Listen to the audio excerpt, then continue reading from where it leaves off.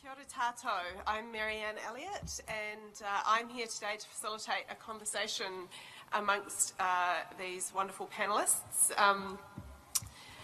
The question that we were offered for our panel today was around the future of journalism in an open society. And it's a very, very hot and timely question. As Mark and I were just discussing before we came in here, there's no question that some of the old models that have funded and supported quality public interest journalism in New Zealand and around the world are under enormous pressure. Some of them are already failing to provide the kind of support that journalism has had in the past. Public funding for public interest journalism and broadcasting has not been increased in a long time, which means in real times effectively it has been reduced. So we have less and less of some of the traditional ways of supporting this. Why does it matter to those of us who care about an open society? Well, to me it matters because I don't believe we can have a democracy, a functioning democracy, without functioning public interest journalism, and that's why I put my hand up to host this conversation today. Some of you might know that I'm involved in Action Station that Laura spoke of earlier today. The work we do at Action Station can't be done without independent, quality, public interest journalism happening in New Zealand. So I'm really thrilled to be here and thrilled to have these great panellists with me. So for those of you who don't know, I'll do a quick introduction. We have Mark Jennings here, who until recently was the head of news at MediaWorks and oversaw the establishment of a number of the significant news programs at TV3. He now is working independently with Jennings Murphy, and any of you who are interested in that can find out more information about what they're planning there. We also have Jan Rivers, who has many different roles that relate to public interest and public good and building an open society, but today she's also here as a representative of the Scoop Trust, and many of you will know Scoop as a force for independent journalism in New Zealand. And finally, many of you will already know Bernard Hickey, who is founder and editor and chief journalist at Hive News, which many of us rely on daily for useful analysis of goings on in both the economy and politics in New Zealand. So I'm looking forward to hearing what they have to say. The question that we were given was, in New Zealand and globally, the landscape is changing fast. Tech giants and social media are eroding advertising revenue. Editorial capacity is decreasing, public funding is tightening, and journalism is feeling the pinch big time. So the question arises, what do we need to do to support quality journalism in an open New Zealand society?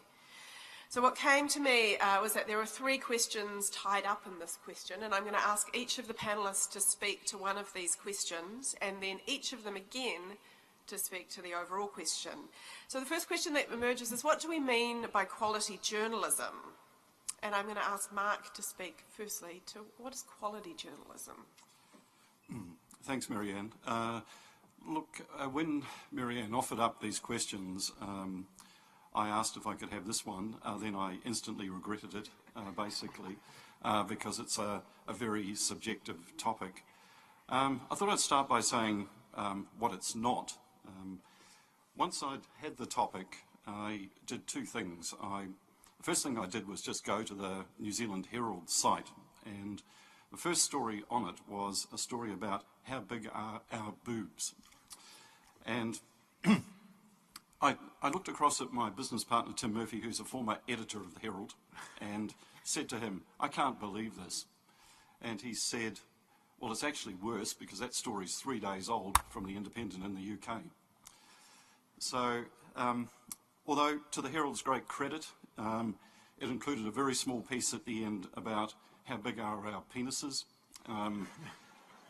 And you'll be pleased to know that the biggest ones are in the Congo and the smallest in North Korea. Right, then it did the second thing that journalists do when they're faced with a topic like this. I Googled it. And what I came up with was a story, and it's the first story you find on Google, and I think it is a brilliant example of quality journalism in itself. It's written by a woman called Joanna Virku, I think is how you pronounce it. She's from Helsinki, and she got a Reuters grant to look at this topic. And she's done a very, very good piece of work, in my view. Well worth a look. I'm just going to pull some of the things out of it and add a few things of my own to this morning. One of the bits that stands out in this story is by two guys, one called Bill Kovac, another called Tom Rosenthal, and they talk about the 9 standards of quality journalism. I'm not going to go through all the 9, but I am going to just touch on some, which I think are very much correct. The first one is obligation to the truth. I think that's where it really starts, and if you don't have that, you don't have quality journalism in any shape or form. The second one is loyalty to citizens, and I think that's loyalty to your readers, viewers, by placing them first, and I'm a big believer in that. The third one, and this is, I'm going to expand on this a little bit, is the journalism of verification, and this gets quite a bit of discussion in there. And I just wanted to give you a quick example of a story that I was rung about over the last few days. And you will have seen it probably, I was going to say speculation, but it was actually written as fact, that Paul Henry is going to take over the 7 p.m. slot from Duncan Garner and Heather du Plessis-Allen. Now, the Herald ran this story as basically fact. Fairfax, then, or Stuff, picked it up, did not attribute in any way to the Herald, just ran a basically copied story. Paul Henry then came out and said, well, first of all, MediaWorks apparently told both organisations that this was not true.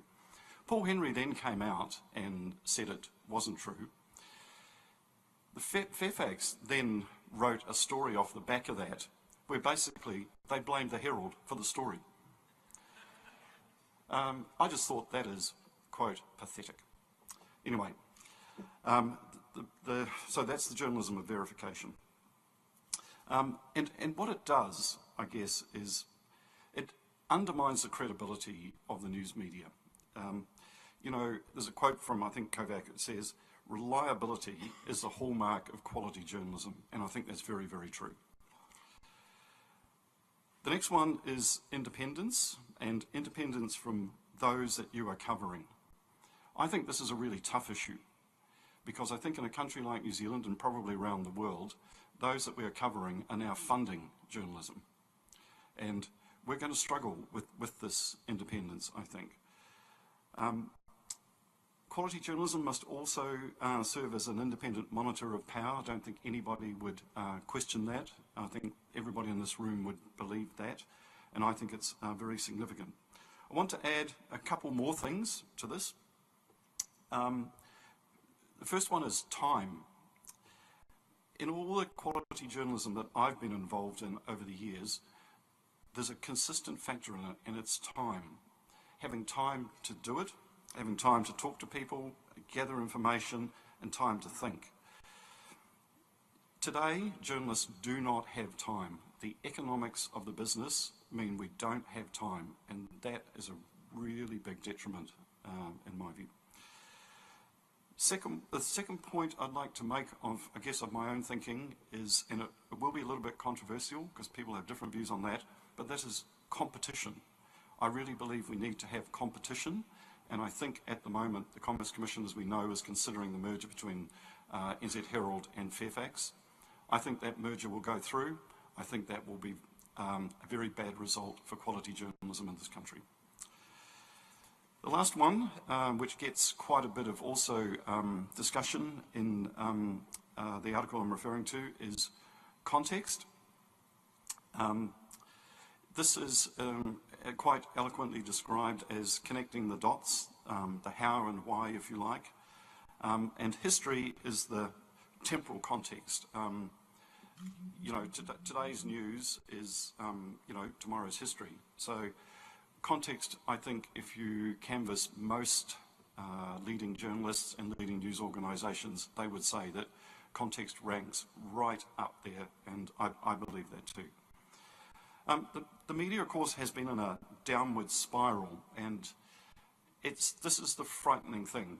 basically the economics of it mean that journalists get laid off, the quality of the product then suffers, readers or viewers then depart, and then more journalists get laid off as a result of that. So we're sitting in this huge downward spiral.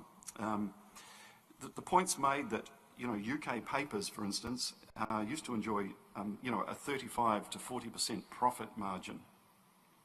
And when we start thinking about some alternative models here, there's a professor at Cardiff who has said in this article, turn whatever your organisation is into a workers' cooperative, and you immediately have 40% more money. Owners have bled off the money, and journalism has become impoverished because of it. The other big thing, and I'll speed this up because I know I'm getting close to time, is that views have replaced news. And it was interesting to hear Paula Penfold with Wallace Chapman on Sunday. Comment is cheap and it's replacing news. And frankly, it's no good. I mean, comment is fine as long as it sits alongside the solid real news and investigations. It's fine in that context, but when it replaces it, it's no good. Anyway, so how do we solve this issue? I'm just going to quickly touch on that. And people are really split on this. Bernard will have a view, which he will tell you, that the only way through this is to have paywalls. I'm not so sure. And the editor of The Guardian, he thinks paywalls will result in newspapers particularly sleepwalking themselves into oblivion. Because it removes the way Westerners now communicate with each other. My view is that, and I think some people will share it, others won't, is that we need to tax Google and Facebook. The big problem here is that the media has lost control of its distribution channels. We need to tax it, and of course that will require government intervention. I think the government should do two things with the money. It should, as Marianne says, start properly funding the public journalism sector, and it should give tax breaks to commercial media organisations. Because if we don't, I'm very pessimistic about the future for quality journalism. Thank you.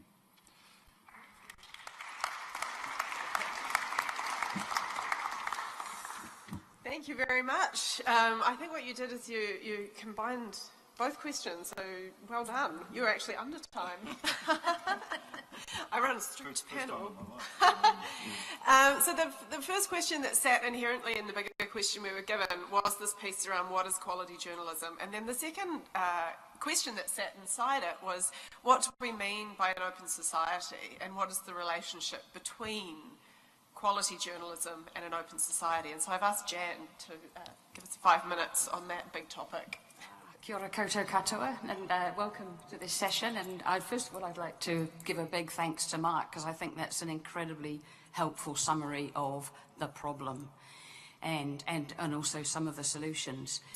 First of all, before I start on my what I was going to say, I'd really like to just mention a couple of exciting things which I think are part of the future of journalism in New Zealand. And the first of them is the copies hot off the press of this new book, Don't Dream It's Over, Reimagining Journalism in Aotearoa, New Zealand. And that's a book from Free Range Press. The launch hasn't happened yet, so it's not available yet, but literally these are the copies from today. I'll make a very quick plug. The launch will happen as part of Word Christchurch. If you don't have your tickets to Word Christchurch yet, get down there this weekend. Thank you. And the other thing which is launched also today is the website of the Scoop Foundation for Public Interest Journalism. So we've separated the content about the Scoop Foundation from the news part of the website and put it into a separate site so that people can see exactly what our purpose is. So my role is as a trustee of the foundation, and the foundation's purpose is to support the publication of trustworthy, relevant public interest information freely accessible to all New Zealanders so they can participate in democratic processes. What I'd like to do in this part of the session is to build on some of the open foundations that were kind of comments and issues that were raised yesterday, to briefly describe Scoop as a relatively open news and research resource, and then I'd like to talk a little bit about Scoop's funding model. And you know, notwithstanding the very gloomy picture that can be created about journalism, we believe that we do have a kind of path to sustainability, although it needs support from people like you in order to flourish. So I think one of the things from yesterday was Evan Henshaw-Plath's comment about the relationship between the software engineering and the way that drives our ability to operate on the online world. And also Audrey's comment about the provision of information that allows for deliberation and co-creation, and also her comments about the way that we can inoculate ourselves with good quality information about, from hype and spin and misinformation. So Scoop's publishing model is that about 15% of its own content is investigative journalism, including weekly coverage of the post-cabinet press conference, including Gordon Campbell's in-depth coverage of issues around trade, international relations and domestic politics. But the balance of the content involves the curation, tagging, publishing, presenting of press releases, and also links to the related material from civil society, from businesses, from government, from local government, from academia, and from all sorts of civil society actors. And that publishing gives New Zealand a voice that doesn't get through to the mainstream media. In addition, Scoop has got an awesome search engine that can take advantage of this metadata, and I like to regard it as kind of benign or beneficent metadata compared with so much of the other that we've heard about over the last couple of years. And that allows really good access to the 750,000 articles that are in Scoop's database that get added at about 1,000 articles a week. We believe that only about this model supports a much broader depth of coverage of issues of importance to New Zealand and New Zealanders than is allowed by the commercial models, and our calculations are that about 60% of what we cover is covered nowhere else in the New Zealand media. One of our Scoop team, Rob Kelly, wrote an article about the process by which he gets this material in place, and he talked about himself as being somebody who was chipping away at the coalface of democracy. The model means that it's possible to read around an issue from multiple directions and perspectives, to track issues over time, to allow ourselves to see multiple viewpoints, which are, of course, a key to quality decision making. But of course, and Mark mentioned this, and as Joshua mentioned in his korero yesterday, there is a tension with open models. No matter how desirable they are, they still need time, they still need money, they still need support, they still need expertise. And of course, as Mark has mentioned, that's a real conundrum for New Zealand and worldwide. It's that conundrum that led to the foundation of the Scoop Foundation last year. And it came out of the considerable financial challenges that Scoop found itself under as a result of the collapse of the advertising model. Scoop was turned into a not-for-profit foundation, and the Scoop Publishing is a wholly owned company of Scoop Foundation. I should mention also that Scoop is part of the Inspiral group and has been supported by the Inspiral model and benefits from the developing values of social enterprise business in that community, which I think is an incredibly positive thing. So our funding model, we've got something like 1,000 people who have made donations as individuals to be financial supporters of Scoop. And the other part of our model is what we call the ethical paywall. So what the ethical paywall is a model that says Scoop is free to anyone who reads it as an individual. But if you're an institutional user, then there is a payment to be made for the intellectual property, which is Scoop's content. And the development of that model has now seen us bring about 130 licensed users on board. And they include law firms, government departments, a number of large industrial users, and some smaller ones, and some community and voluntary sector organisations have come on board as well. They're joining at the rate of about 10 a month, and that model, we hope, will bring us to sustainability within the next, a reliable form of sustainability within the next 6 to 9 months. Just finally, what I'd like to say is that, a couple of examples of the way that Scoop reaches deeper than some other media. There was a WikiLeaks leak in May 2014, which involved information about the Trade in Services Agreement. And I had got a press release from the International Trade Union Organisation, the kind of parent organisation of the Council of Trade Unions, the day before the WikiLeaks release. So I did a quick search on the media because I was really surprised. I'd never heard about the Trade in Services Agreement. And I searched all of the broadcast media sites, and I searched all of the newspaper, the newspaper sites, and I found one line in passing on the Otago Daily Times. On Scoop, there were already 7 articles, 4, I think, from overseas and 3 from within New Zealand, describing what was then released in the WikiLeaks leaks the next day. So I think that's an example of the incredible important, people can decry the idea of publishing press releases, but as Mark said, the necessary impact of journalism is that it filters and specialises, and a model like Scoop allows a much fuller picture to be available for research. So thank you very much for the opportunity to speak, and Thank you, Jan. Thank you very much.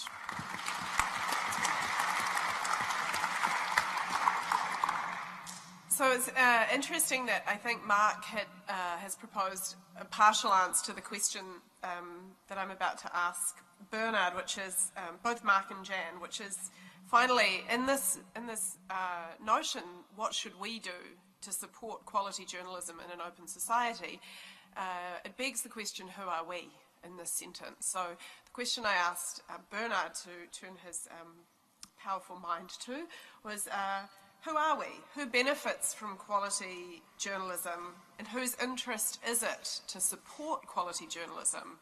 And perhaps at the cutting edge of this, whose responsibility is it to support quality journalism? And Mark's spoken to a way in which the government could take more responsibility, and Jan's spoken to a way in which members of the community and organisations could take some of that responsibility. But I'd like to hear from you, Bernard, on that. Thank you very much.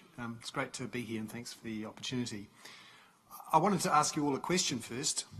Who here considers themselves a citizen rather than just a resident of New Zealand?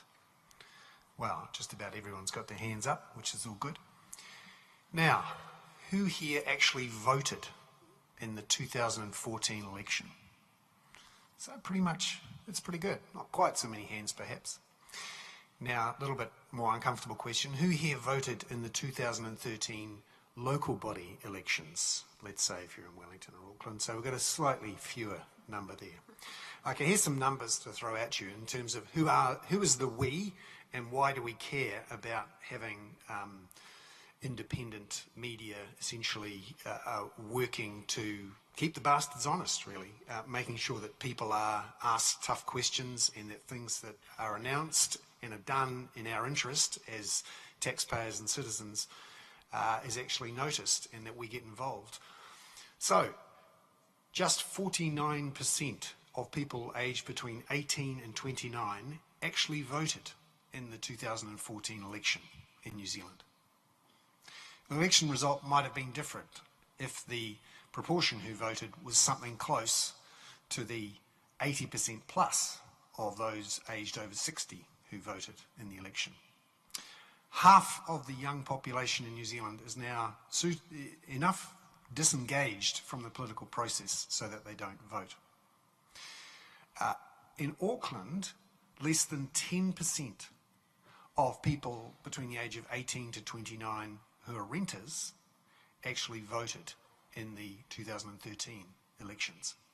It meant, for example, that councillors thought they didn't need to worry about young renters in making their decisions about zonings, for example. The unitary plan debate we've just had has come up with a different decision. But back in 2013, councillors thought they didn't need to care about what young voters thought. So when we answer the question, who are we and why should we care about what is being done in our name, those are the sorts of answers that we get. When we don't know what our politicians are doing, we're not that interested. And then they do things that can hurt or harm us, but we don't know about it. So essentially, the we is all of us, and if we're going to be engaged in our society and how our democracy is run, then we need to know what our politicians and all sorts of other people are doing in our name. And that means we have to have people, watchdogs if you like, and that's essentially the role of the fourth estate, to keep an eye on what these guys are doing. Now here's the real moment of truth question. So many of you put your hands up as citizens and voters in the New Zealand and local body elections. Who here has paid for a news service, either a subscription to a newspaper or a subscription to an online service? So that's pretty good. Not quite as many who put their hands up to start with. I'd hazard a guess that there's actually a much higher proportion than the population as a whole. And that is reflected in the number of subscriptions to newspapers and obviously the revenues, direct revenues from readers and viewers to news organisations. The reason I hark back to this, and Mark hinted at it earlier, is that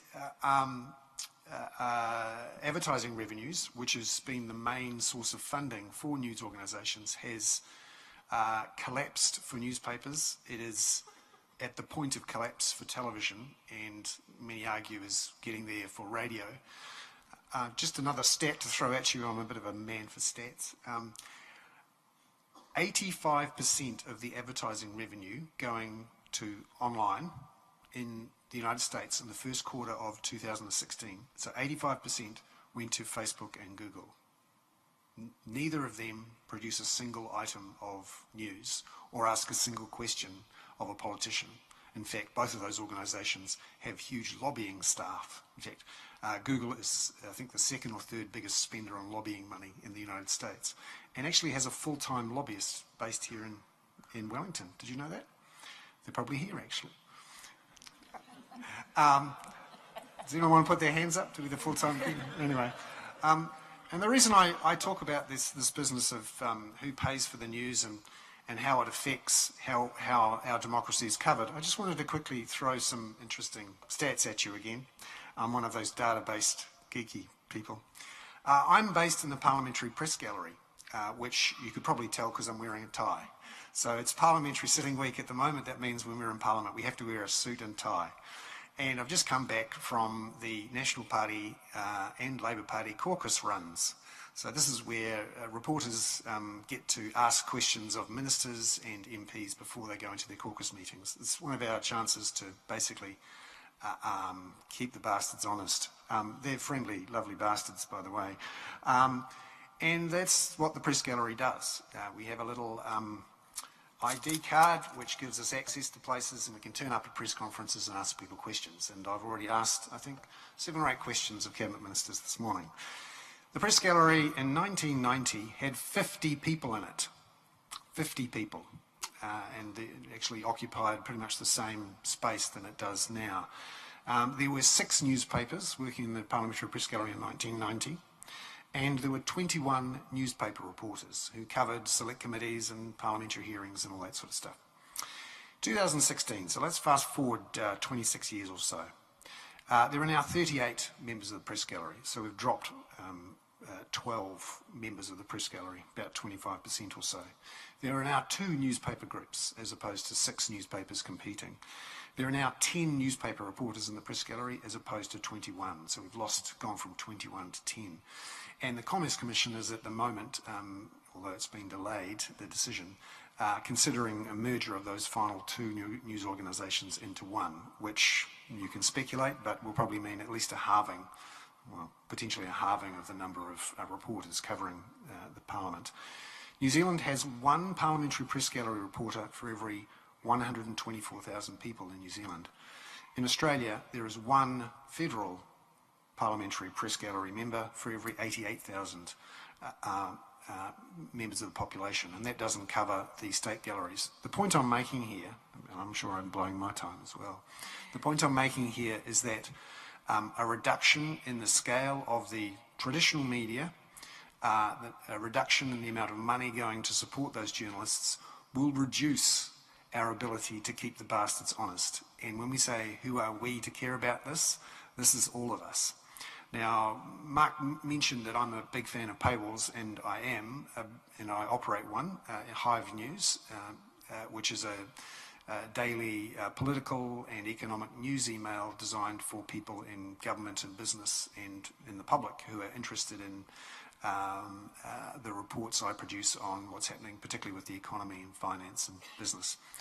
I am working with Press Patron, Alex is here today, to launch Hive News Public, which is a public part of the website, so in front of the paywall, where members of the public can donate and share articles that we produce on Facebook and other places so that the public can see it.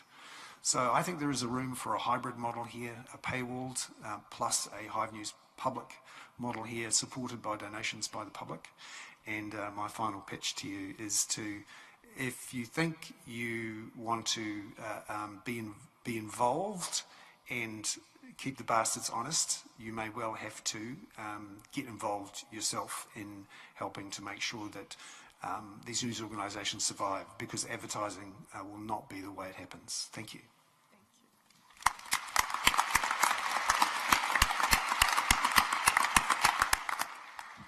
All right, well, we had an exceptionally short panel here. We only had 35 minutes, so we've actually come to the end of our time. But fortunately, this is not the end of the conversation. This is an ongoing conversation, as I mentioned. There are many spaces in which the conversation's happening. I just want to name 3 possible places you could go to continue this conversation. Where is Alex? Can you stand up? Alex is over here. Alex will be hosting one of the open space sessions this afternoon. Alex is with Press Patron. Bernard just referred to Press Patron. It's a possible new model. It is a new model for funding journalism, so go along to that space to continue the conversation. Action Station has a process coming up. We're hosting a public conversation, including a panel of inquiry into the state of public interest journalism in New Zealand at the moment, and you'll hear more about that soon. But if you're interested, do get in touch with Action Station. And also, you know, stay in touch with the 3 folks here on the panel, support the independent media organisations that they are helping to build, yeah, I think that's probably all the time that we've got. It says time is up and it's flashing, so sorry that we didn't have more time for the conversation, but I hope that you'll stay engaged and get in touch. Thank you.